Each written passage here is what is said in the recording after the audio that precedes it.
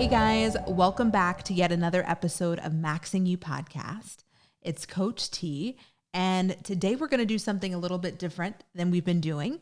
So we have been talking in the past with guests, which is one of my favorite things to do. But today I just wanted to take this time and chat with you guys about the top 10 questions that I consistently have gotten over the years as a matchmaker. So these are questions related to relationships and dating, and these are probably questions that you have. So let's just dive right in and I'll get started. So I've taken the questions and I've put them here for me to refer to. So one of the questions that I get all the time is, all my friends are married, but I'm still single. So this is a question that Jeff in Arizona sent me. And so he's asking, will I ever get in a relationship? Well, what's really funny about that is I think if you want to be in a relationship, like if that's your goal, it can absolutely happen. And if you feel like everyone in your life is getting married and they're in a relationship and you are the oddball out, a couple of things are probably happening. One, you might just be too picky, right? Unrealistically picky.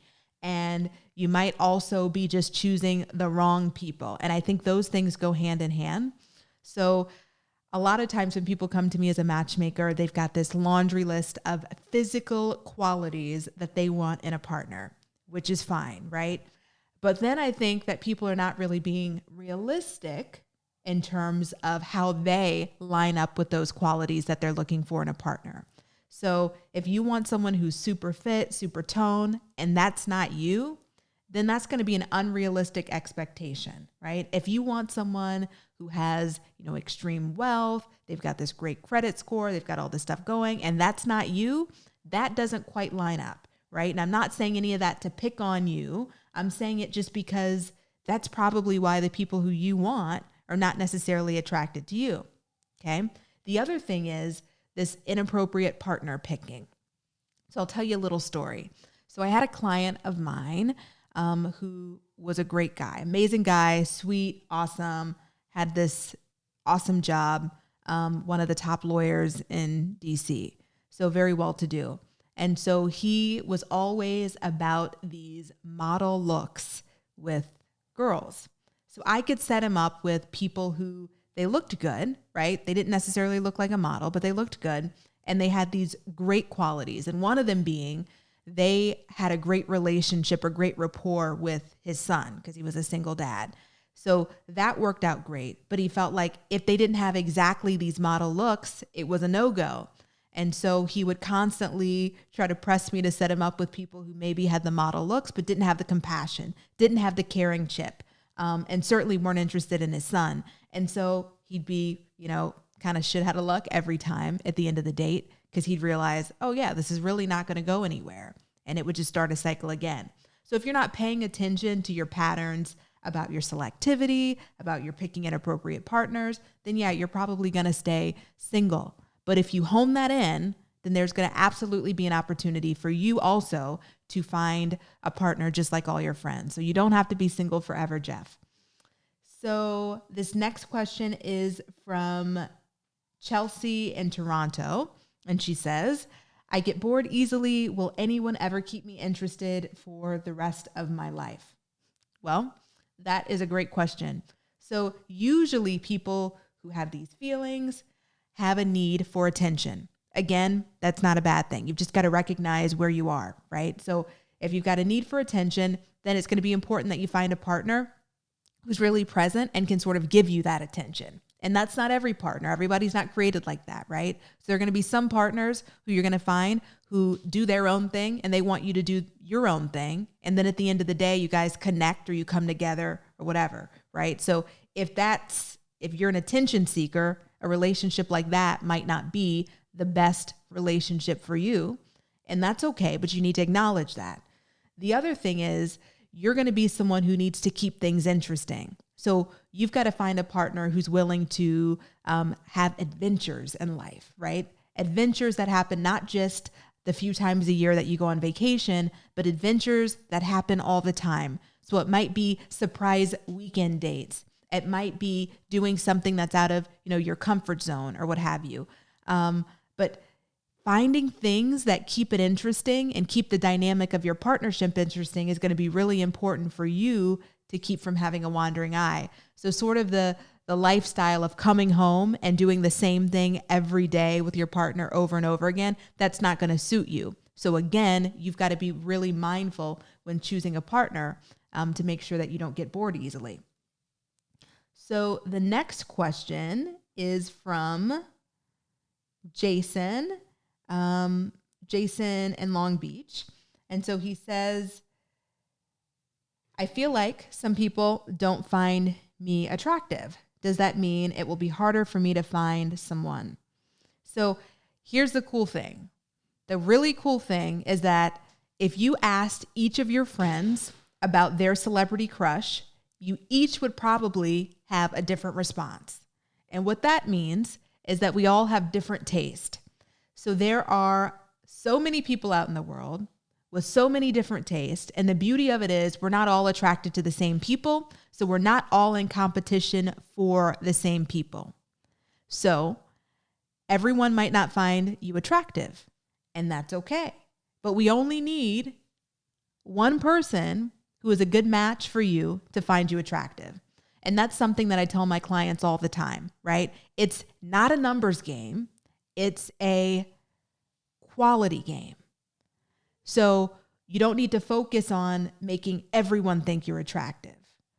But I also want to point out that if there are things that you can do to better yourself, right, and enhance yourself physically speaking, then absolutely do it, right? So if you have a few pounds that you need to shed, I suggest you get into the gym, you get on a meal plan, because that's going to make you more attractive to people just by taking care of yourself, right? And that has, it's going to be twofold. It's going to mean that you value yourself and their self-care, and also you're going to look better.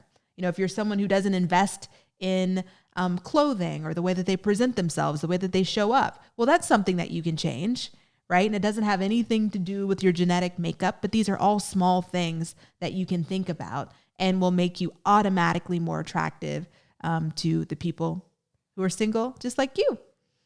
So next up, I've got a question from Kayla in Jersey, and she says, I start dating someone, but sooner or later, they always end up annoying me. Will I ever find someone who doesn't annoy me?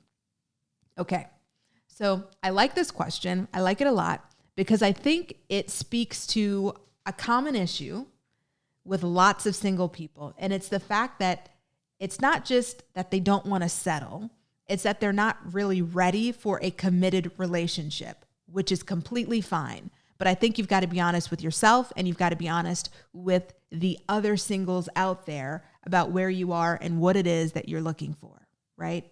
So it's, like I said, totally fine. But if you're someone who constantly gets annoyed, sometimes just getting annoyed is one of your escape mechanisms for getting out of the relationship, for being able to call it off, for having a good reason why it's okay for you to walk away. Because otherwise, people might think that you're weird. They might think that you're hard to deal with, or it just might seem crazy, right? That you're in a relationship and now you just want out because you're not ready for one.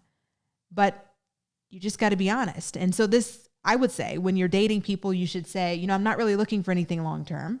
But if you're okay with that, I'd love to hang out with you and see where things go. I think that's a great place to start.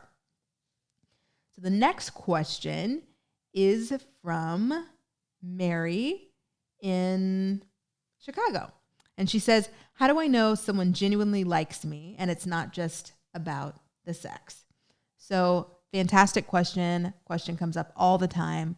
And it's something that we've all have pondered at some time or another, right? So here's the deal. You've got to play. Everyone has a different perspective on this whole sex thing, but here's mine. You have to sort of play everything in a case-by-case scenario, which means you've got to figure out, okay, well, how much is the other person invested? And then how much am I willing to invest? And how serious is the relationship? Not just how serious do you think the relationship is, but how serious does the other person think the relationship is? Because I think oftentimes, especially with women, there's this idea that they swear that the relationship is serious, right? But if you were to be the fly on the wall when he's with his friends, he doesn't think the relationship's so serious. So you want to make sure that you're not looking through rose-colored glasses. And then if you both are on the same page, and that's between you two about when you do whatever. But if there's any sort of hint that you're on one page and he might be on another page, I would say, yeah, I'd probably hold back on that a little bit. And it's not because I'm a prude, because I'm not, but I think it's important to sort of not get yourself in these emotional situations. And especially as women, you have sex with someone, now you think they're your boyfriend, now you want to get married to them and they're not there, right? Now you're crying, you're upset, you're calling your friends, you're calling your mom, just too much drama, right? Then you've got to undo all that for you to get back on the market again and be ready to date someone else. And now let's add the jaded piece, because now you're jaded and you think that the next guy is just like this guy because this bad thing happened to you, when the truth is you really did it to yourself. So that's the tough love of Coach T there. So basically, if you even have to ask the question that you want to know if someone genuinely likes you or if it's just about the sex, then you already know the answer. So there's that. So moving ahead, and okay, so it's Chris, and Chris from DC. Hey, Chris. He's saying, is it okay to have a relationship with his ex even if he's in a new relationship?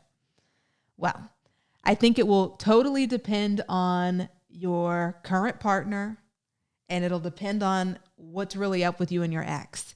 So if your current partner is okay with you having a relationship with ex-partner, then I say go for it. But you shouldn't be asking me, you should be asking your partner. The other thing is you've got to figure out what's going on with this relationship, because it's really hard, I would say, having been in a relationship with someone, a serious relationship, having had sex with them, and now you're just going to go back all the way to friends. That's tough, even when you think you can do it. So I would say talk to your current partner and see what they think, and then also feel out your ex-partner and see, like, okay, are they really just trying to be friends or what's up? Okay. So the next question is from Keisha from Kansas City. And she says, when do I know when I should sleep with someone? So that goes back to the original question that we got a few questions ago. And it's like, when you know, you'll know, and you won't need to sort of ask me or your friends or anybody else. And I think it really just comes when you and the other person are in complete alignment. You guys are on the same page about what you want. And I want to give you the big caveat. So for some people who enter relationships and are on the dating scene, they want to get married. They want a long-term partnership. So if the other person wants a long-term partnership and wants to get married, and everything that they do is lined up with them saying that they want all those things, that's a good sign. And you probably should have gone on a few dates before you're just jumping into that to be safe. If you're someone who just wants to have a casual time and you meet someone else who just wants to have a casual time, well, then that's between you two about that, right? And then I'd say that if you guys are just looking both mutually for something casual, then no one's feelings are going to get hurt. There's that. But yet again, it's a woman who's asking me this question. So I'm going to go back to the point that as women, we are emotional creatures. That's just who we are. And as soon as we give of ourselves in a physical manner, we become attached. So you've got to know yourself and figure out, well, how attached will you be? And when will you get hurt if this doesn't materialize into anything? Okay. So the next question is from Casey, and she says, my boyfriend won't put me on any of his social media postings. Does this mean we're not a real couple? Great question. So to me, the question would be, well, what's the pattern on his social media? So has he ever posted anything about a past girlfriend on his social media? Is it just a business account? Because if it's a business account and he uses it for professional reasons, well, yeah, it would make sense that he doesn't post anything. If you go through his Facebook and like 2 years ago, he had all the pictures of he and his girlfriend, then that's kind of a red flag if he's not posting anything, because one, his old pictures are still on there of the ex-girlfriend. And then you know that he's okay with it. So that's a red flag. But you've got to see, well, what's the pattern? And everybody doesn't use social media like that either. So you've got to figure it out. But if he is someone who posts constantly and posts his personal life and there's no sign of you, then that might not be such a good thing. But I would also say you should ask him, what's going on with that? And, if you've never done it before, do you think that you should now because we are official? Those are questions that you should ask him and see how he responds and see if it makes sense to you. So the next question is from David, and he's saying, how long should I date before I decide to get married? So that's the answer for that is different for everyone. And everyone is not in a position when they're dating. They know they want a long-term relationship, but everybody's not ready to just jump from the long-term relationship into getting married. For some people, they want sort of the middle ground. Some people decide to live together first. Other people know that they want to get married and do that right away. But I think it just depends on what you and your partner want. So as a matchmaker, I have a lot of people who come to me, and they're women who happen to be in their 30s, mid 30s, late 30s. I have guys who come to me, all age spectrums, but usually the women, they're in a hurry because they want to get married. They want to have kids. They want to start a family. They know they want to have more than one child. They just want to get on it. And so you've got to check in with your partner to see, well, are we aligned on that? Are we aligned on the timeline for life to begin? If that means having a child, if that means, getting married, whatever it is. So check in with them. And I think that's something that everybody should do really early on so that you're not disappointing anyone later. And so that expectations are not being met. So there's that. And then finally, the last question is, the last question is from another Mary, and she's from Virginia, and she says, should I go out with someone if I'm not attracted to them? I love this question. So I think attraction comes in multiple levels. There's physical attraction and there's emotional attraction. And when you're really lucky, you get both. But I don't know that all the time you get both right away. So for me, the most important thing to tell my clients is that you find someone who you have an emotional attraction to, first and foremost. And if you have the emotional attraction, you can build on the rest. And I'll give you a perfect example. So there was a time many years ago, I was sitting at a bar next to this guy. And so he starts talking, and I'm eating and watching the game, not really paying that much attention to him. And he, starts talking to me more in depth. And now I'm looking at him. We're having a conversation. The conversation is so good. We've now been talking for about an hour and a half, and it's the middle of the LSU football game, which means, damn, this conversation has to be good for me, LSU's #1 fan, to not be paying attention.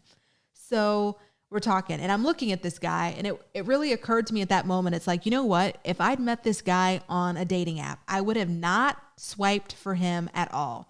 Physically, not into it. Just no. Doesn't check any of my boxes. But I thought, wow, he has a really dope personality. I like that he is keeping my interest, that he can pull me away from one of the most important games of the year. And I'm happy to be here. I like the conversation. I like the ping pong. And I think that says something. Because if there's that, you can sort of build on some of the rest. Now, while you might not be able to change the whole biology of a person, sure, I could make him dress the way that I like my partner to dress. I could suggest a haircut. I could suggest, the facial grooming that I like. There's things that I could do that would up the physical attractiveness between me and this person.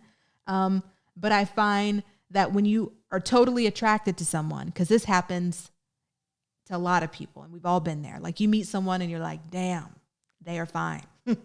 And then you start talking to them and there is no substance and there is no way in hell there's any type of emotional attraction. Well, you can't build that. That's just who they are as a person. That's their character. That's their makeup, their inner makeup. And so that's harder to backtrack from. So I would say if you were to find something and you could only pick one thing, emotional attraction or physical attraction, I'd go for the emotional, okay? And find people who have qualities that you can, physical qualities that you can sort of undo. And by that, I mean like the clothing, the style, all these things that we can sort of push someone toward, and find someone who's open to those things. And very often people are open to them because they just have no idea. And it's not something that they've ever put any attention into. So I would go for that. And then if you get really lucky, then you find both the physical attraction and the emotional attraction. But just keep your eyes open and be open to the possibilities. So those are the top 10 things that I get asked on a regular basis in my inbox, in my DMs from past clients. I hope that helps you and gives you a different insight into relationships and dating. So if you've got any other questions, you can find us at maxingu.com. Check us out. There's usually a dating course. There's usually a masterclass on the topic of dating, something for you to sort of dive into. So I'd love to see you on the website and for you to check us out. I'll see you next time. Bye.